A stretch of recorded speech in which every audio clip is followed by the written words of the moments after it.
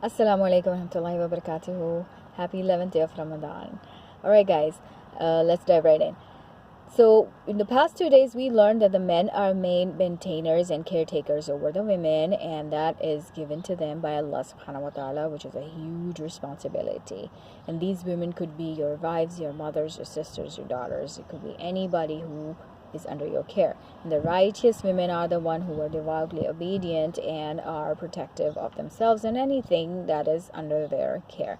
So this is all given to us by Allah subhanahu wa ta'ala. Allah subhanahu wa ta'ala has made us a team, one team. We are not separated. Husbands and wives are not two teams, they're one team. So they are supposed to be working together, and as good leaders know that they need their team members. They need the person who is second to his authority, second in authority to him, to be a part of his team wholeheartedly. So for the men, I would suggest please learn how to be good leaders, because nobody is a born leader. Leaders are made, inshallah. So just like anything else, you learn how to be good leaders, and be the leaders who are going to take us to Jannah, inshallah. And the women, I suggest that we all need to assist them in this task, because they can't do it alone. That's why they need us. They cannot do it alone. A leader is not a leader without his followers. And inshallah, when you find a good leader, assist him in this purpose. And that's the purpose of life, inshallah. We both are supposed to do what pleases Allah subhanahu wa ta'ala, inshallah. Alright, let's move on. Today's part, we learned that Allah subhanahu wa ta'ala says, if you fear any disobedience from them, then you admonish them, and wahjuruhunna fil madaji', and you distance yourself from the beds, wadribuhunna, and you hit them. So all these things mentioned in this part of the ayah are in extreme cases, okay? In some kind of situation where things are not working out really well, maybe both parties are trying, maybe one is trying, maybe husband wants to work things out and the wife is not listening. Maybe that's the case, then a husband is supposed to admonish her, and that is allowed in any case, because if as a leader you're supposed to discipline people who are under you. A manager disciplines employees, a teacher disciplines students, and a husband disciplines his wife and his children, and that's acceptable, right? No problem in that. Then Allah says, wahjuruhunna fil madaji', distance yourself from them in the beds. Allah doesn't say leave the bedroom, okay? So you're just supposed to distance yourself from the bed, so she knows that, okay, this is something seriously bothering you, and she needs to straighten up, or she needs to correct her behavior. And this could be something very, very serious, something below the line. She is doing it. This is not that, I told her not to spend $50 and she spent $60. This is not about that. Or I told her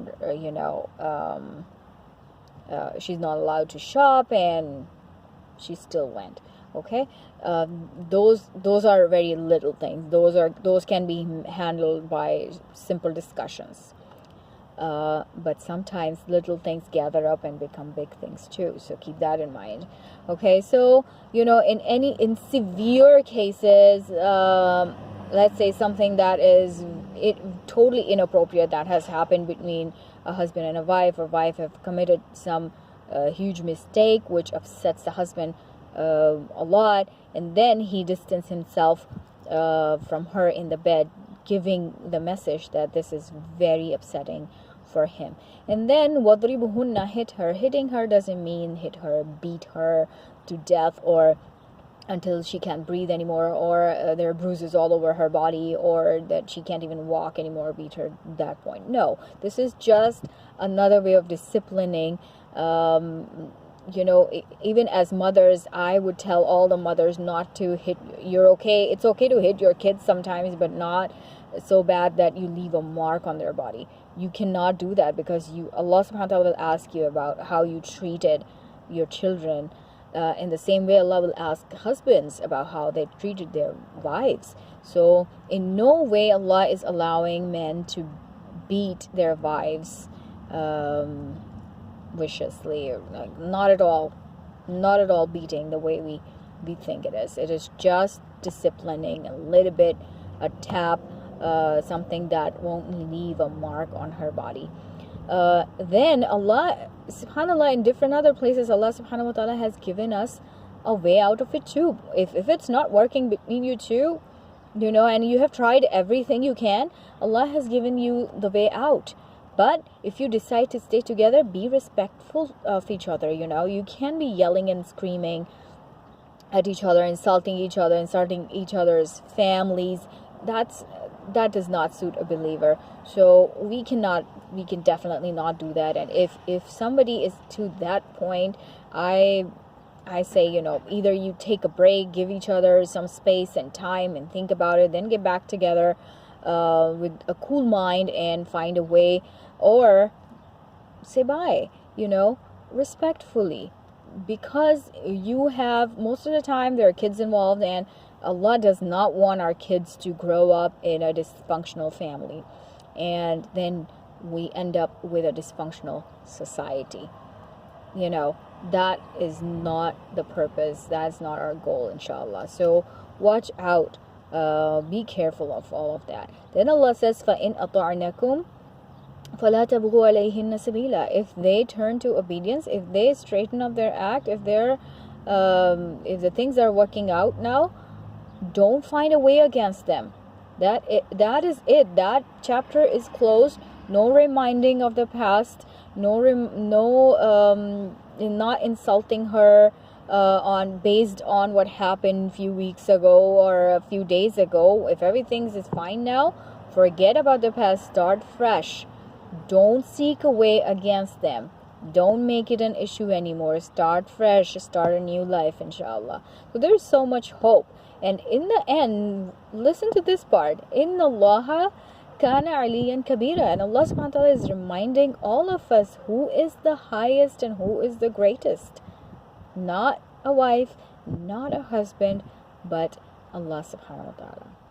Not a woman, not a man, Allah subhanahu wa ta'ala. Okay, so all of us, we as women, and men need to remember our roles and learn how to play our roles the best way possible to earn the pleasure of Allah subhanahu wa ta'ala, to help each other, to facilitate earning Jannah for each other, not make it hard for each other, not make life miserable for each other. No, we're not supposed to do that. We're all one team, guys. We're not broken up.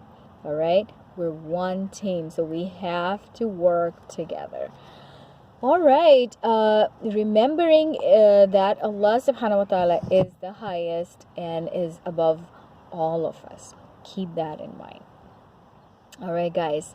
So we are at the end of this ayah. Alhamdulillah. I hope that Allah subhanahu wa ta'ala has, Allah subhanahu wa ta'ala definitely has assisted me, helped me trying to discuss this with you guys. And may Allah protect us from any deviation from shaitan when we are learning and understanding the Quran. So I believe that the guidance is from Allah subhanahu wa ta'ala. So always make dua, ask Allah to guide you, inshallah. Alright, guys, I hope it helped you, inshallah. This is a beautiful ayah, unfortunately misunderstood many times, but it's a beautiful ayah of the Quran. Alright, with this, inshallah, I'll let you go. Have a very blessed rest of your day. I'll see you when I'll see you. Assalamu alaikum wa rahmatullahi wa barakatuhu.